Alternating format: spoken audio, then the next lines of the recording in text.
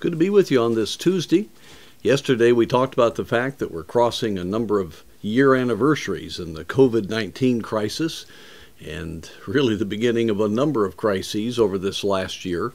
And we've been able to have this privilege of having the word of encouragement for nearly a year now, and I'm very thankful for that. I certainly didn't think we'd be doing this a year later, but I'm glad for the opportunity.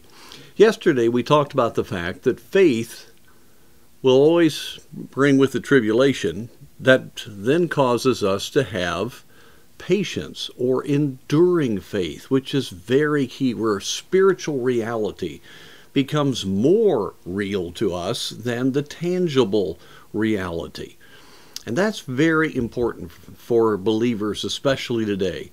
So many Christians know the truth and have experienced God's blessing, but really do walk according to how they feel, how they react to the circumstances around, instead of the walk with God spiritually being the dominant matter and issue of their life.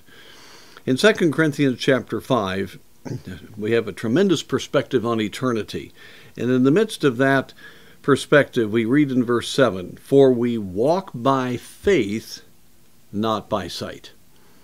Here he's talking about the fact that we've got to be thinking eternally, not temporally. That we don't need to be living according to this body, but we need to realize that we're going to be in heaven with a new body, and that we're going to be facing the judgment seat. We find that down in verse 10. So we need to be laboring, whether we're here or whether we're there, we need to be wanting to be pleasing to our God.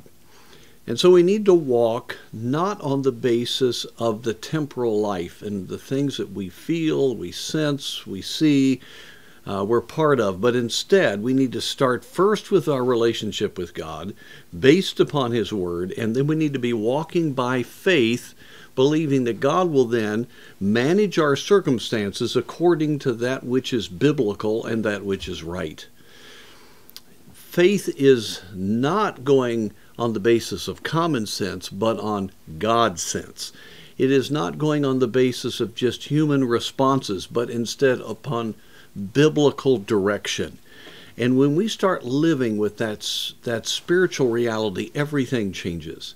Now, I want to say that there's no way for that to happen if you don't start the day spending a significant time with God. There needs to be a clearing of your soul and a real walk with God, and let Him minister to you and get you into a place where you're truly walking in the Spirit. And then throughout the day, we need to stop and make sure that the things we're doing are faith steps, not temporal, tangible steps. Now, we live in the world. We make quick decisions based upon just the physical world around us. But even in those small matters, we need to be thinking, what would God have me to do? What's the right thing? What is the faith step? And remember, the faith step is many times opposite of what the human step would be. It's going in a direction that's going to take risk instead of comfort.